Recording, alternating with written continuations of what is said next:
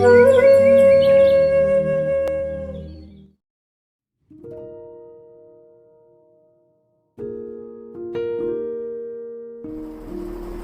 Everyone, मैं हूँ Geeta Shri, spiritual and life management coach. देखो, कुछ दिनों पहले मैंने अपने संपर्क में जो लोग हैं उनसे एक सवाल पूछा कि आप जो ये गीता का पाठ करते हो, पारायण करते हो, पूजा पाठ करते हो, वो क्यों करते हो, उसके पीछे आपका थॉट क्या है। तो मुझे ज्यादातर जवाब मिला कि मुझे पुण्य मिले, घर में सुख शांति बनी रहे, समृद्धि बनी रहे, हमारे आपसी रिश्ते अच्छे हो जाए, जो भी हम पर विघ्न है, विपदाएं है, वो ठीक हो जाए, है ना।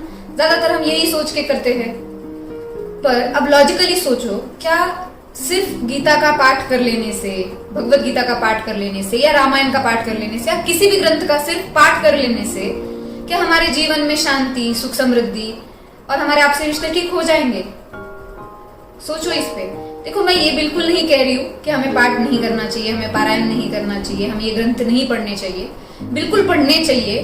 देखो, इनकी अपनी एक एनर्जी है। जब आप ये पढ़ते हो तो घर में एक पॉजिटिव एनर्जी क्रिएट होती है, इसमें कोई डाउट नहीं है, बिल्कुल पढ़ना चाहिए।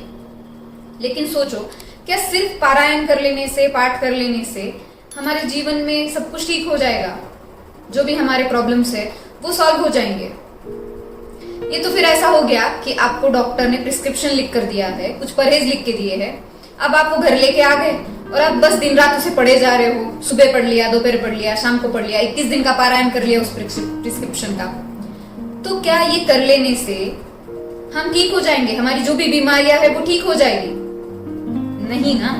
तो वैसे ही भगवान कृष्ण ने अर्जुन से जो कहा, जो तुलसीदास जी ने रामायण में लिखा है, या किसी भी ग्रंथ, जो भी ग्रंथ हम पढ़ते हैं उसमें जो भी लिखा है, जो भी कथाएं लिखी है, वो सिर्फ पढ़ लेने के लिए है या उससे सीख के कुछ जीवन में अपनाना भी है? तब जाके हमारा जीवन अच्छा होगा।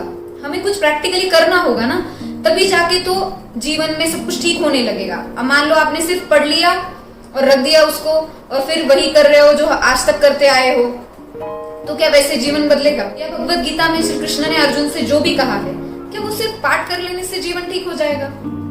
क्या ये जरूरी नहीं है कि उन्होंने जो कहा है उसे अनुकरण करना चाहिए, उसे आचरण में लाना जरूरी है? मुझे किसी ने कहा कि मैं गीता पढ़ रही हूँ और मैं गीता सीख रही हूँ, तो तुम भी सीखना चाहोगी क्या भगवत गीता? तो मैंने कहा हाँ, क्यों नहीं भाई, मुझे भी सीखना है भगवत गीता। मैं भी तो जानूं कि और डीप में जानना है मुझे कि श्री कृष्ण ने अर्जुन से क्या कहा, कैसे कहा, एक एक शब्द का अर्थ जानना चाहती हूँ मैं। तो उन्होंने कहा नहीं, ये तो अर्थवर्क तो नहीं बताते उसमें वो बराबर प्रॉपर पढ़ना सिखाते हैं कि रस्व कैसा होना चाहिए, दीर्घ कैसा होना चाहिए, और सही उच्चार कैसे होने चाहिए। मैंने कहा अरे वाह, तो अर्थ नहीं बताते उसमें? तो बोला नहीं। तो मैं फिर जब आप पढ़ते हो तो आपको समझ में आता है आप क्या पढ़ रहे हो? तो उन्होंने कहा कि नहीं, हम तो पढ़ना सीख रहे हैं, सही से पढ़ना आ जाए तो हम रोज पाठ करेंगे उसका। क्योंकि अच्छी बात है ये, अगर आपको आता है ऐसा, आप सीख रहे हो तो सीखो, मेरा उसको विरोध नहीं है, मेरा वो कहना नहीं है, पर आप उसका मतलब भी जानने की कोशिश करो। जैसे तेलुगु में आपको कुछ लिख के दे दिया जाए, आपको पढ़ना भी सिखा दिया जाए, पर आपको पता ही नहीं उसने क्या लिख के दिया है, क्योंकि आपको उसको मतलब ही नहीं पता है।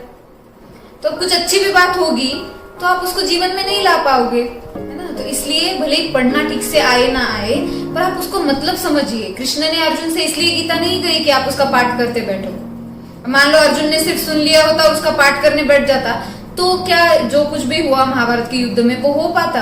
नहीं। अर्जुन ने जो सीखा उसे अप्लाई किया, उसे अपने जीवन में उतारा, तब जाकर कहीं ये चेंज हुआ। जो कुछ भी हुआ महाभारत के युद्ध में, जो भी धर्म की स्थापना हुई, वो कर पाए अर्जुन ना, क्योंकि उन्होंने, कृष्ण ने जो कहा उसे चरितार्थ किया, उसको अपने चरित्र में उतारा, अपने आचरण में लाया। अब मान लो आपके 2 बच्चे हैं, उसमें से एक बच्चा जो आप जो कहते हो, आप जो आज्ञा देते हो, आप जो भी उनको करने के लिए कहते हो, उसका एक चार्ट बना लेता है, उसको लिख लेता है, और बस दिन रात आपकी पूजा कर रहा है, आरती कर रहा है, और उसको पढ़ रहा है, कर कुछ भी नहीं रहा है, सिर्फ पढ़ रहा है। आपने बोला दवाइयां ला के देना मेरे को, मेरा ये काम कर देना, अब वो उसने लिख लिया और वो पढ़ रहा है ना। तो अब वो पढ़ लिया। और एक बच्चा है, जो दूसरा बेटा है आपका, वो ऐसा है कि वो आपकी कही हुई हर बात कर रहा है ना। जो आपने बोला वो सारे काम वो कर रहा है, आज्ञा का पालन कर रहा है। तो अब आपको कौन सा बेटा ज्यादा प्यारा होगा? वही ना, कि जो आपकी आज्ञा का अनुकरण करे, जो आपने कहा है उसे जीवन में लाए, वही बेटा अच्छा लगेगा। वैसे ही भगवान को भी तो वही बच्चा अच्छा लगेगा ना, कि जो उनका कहा हुआ सिर्फ पाठ नहीं कर रहा है, उसको जीवन में लाने की कोशिश भी कर रहा है। और देखो, एक बार अगर आप आचरण सही हो जाता है, आप अगर आचरण में वो सूत्र ले आते हो जो भगवान ने कहा है वो करने लगते हो, तो भले ही आप पाठ करो ना करो कोई फर्क नहीं पड़ता। जैसे देखो, अगर आपने ट्रैफिक रूल सीख लिए, आपने बिल्कुल समझ लिया कि रेड सिग्नल पे रुकना है, ग्रीन सिग्नल पे चलना है, जेब्रा क्रॉसिंग क्या होती है, सब पता है, और जब आप गाड़ी लेके निकल रहे हो और तब आप अगर उन सब रूल्स का पालन भी कर रहे हो, तो आपको डरने की जरूरत ही नहीं है कि ट्रैफिक पुलिस आपको पकड़ेगा, चालान कटेगा या नहीं कटेगा। क्यों? क्योंकि आप उन सब चीजों को अप्लाई भी कर रहे हो। सिर्फ पढ़ा नहीं है कि रूल्स क्या होते हैं, ट्रैफिक रूल्स, आप उसको अप्लाई भी कर रहे हो। तो अब ट्रैफिक हवलदार से डरने की जरूरत नहीं है। उसी प्रकार अगर आचरण आपका सही है तो आपको किसी चीज से डर नहीं होगा, आप भय मुक्त हो जाओगे। अब आप बोलोगे कि फिर ये पारायण का प्रावधान क्यों लगाया गया कि हाँ 21 दिन तक इसका पारायण करो, 3 पारायण इसके करो। अब इसके पीछे क्या है, फिर ऐसा क्यों कहा गया है?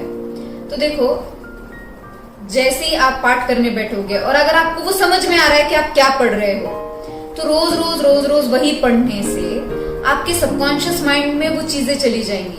जो भी सूत्र आपको अच्छे लगते हैं, जो भी चीजें उसमें बताई गई है, उसमें से अगर 1-2 चीजें भी आपके सबकॉन्शियस माइंड में चली जाए, तो वो चीजें जो है वो आपके आचरण में आने लगेगी, है ना। और वो आचरण में आएगी तब जाकर आपकी लाइफ जो है वो अच्छी होने लगेगी। तो देखो, जब भी पारायण करो, पाठ करो, एक रूल बना लो कि अगर मान लो आपने किसी भी चीज का 21 दिन का पारायण किया, 1 महीने का पारायण किया, मास पारायण किया, कुछ भी किया, तो आप उसमें से एक सूत्र आपको जीवन में उतारना है, ये ठान लो कि हाँ इसमें से अब एक सूत्र को मुझे लेना है। जैसे ज्ञानेश्वर महाराज ने भी कहा है कि ज्ञानेश्वरी में लिखा है कि एक तरी ओवी अनुभवावी, मतलब क्या कि एक तो भी सूत्र इसमें से आप अनुकरण में लाओ, उसका अनुभव लो, तभी आपको जो पढ़ रहे हो उसका फायदा होगा, है ना। तो एक कोई भी सूत्र आप ले लो। जैसे मान लो आपने सूत्र लिया कि आज से मैं सबका भला सोचूंगा, भला ही करूंगा, तो आप देखोगे वो एक सूत्र ही आपके जीवन में कितना कुछ बदल देता है। अपने आप ही बाकी की चीजें ठीक होने लगती है। जैसे ही आपने सोचा कि हाँ मैं आज से सबका भला सोचूंगा, तो आप देखोगे उसके पीछे किसी पे क्रोध नहीं आएगा, किसी की निंदा नहीं कर पाओगे, ईर्ष्या नहीं होगी, द्वेष नहीं होगा। तो ये चीजें अपने आप ही हटने लगेगी जब आप एक भी सूत्र अगर ले लेते हो। तो जैसे आपने सोचा कि अब आज से मैं थोड़ा क्रोध कम करूंगा, क्रोध ही कम करना है मुझे, तो अपने आप ही देखोगे कि शांति बढ़ने लग गई है। जैसे जैसे क्रोध कम हुआ वैसे वैसे शांति का अनुभव करने लगोगे।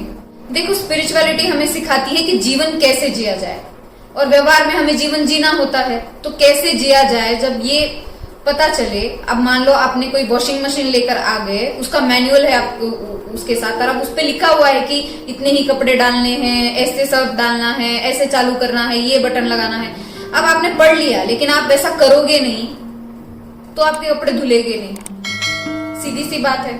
तो वैसे ही जब हमें कोई भी शास्त्र मिलता है, कोई भी आध्यात्मिक पुस्तक मिलता है, तो वो हमें बताता है, कृष्ण ने भगवत गीता में बताया है कि जीवन कैसा जिया जाए। अब वो मैनुअल तो मिल गया हमें, है ना। तो अब उस मैनुअल के हिसाब से जीवन को जीना होगा, तब जाकर जीवन में कुछ अच्छा बदलाव होगा, सब ठीक होने लगेगा, सुख शांति समृद्धि ये अपने आप होने लगेंगे। तो मेरा कहना बस इतना ही है कि आप स्पिरिचुअलिटी को प्रैक्टिकलिटी में लेके आओ, अध्यात्म को व्यवहार में लेकर आओ, तभी आपके जीवन में कुछ बदलाव होगा, कुछ अच्छा होगा। और आपको ये बात, मैंने जो अभी जो बात कही, वो आपको कितनी प्रैक्टिकल लगती है, कितनी ज्यादा लॉजिकल लगती है, वो आप मुझे कमेंट बॉक्स में लिखकर जरूर बताइए।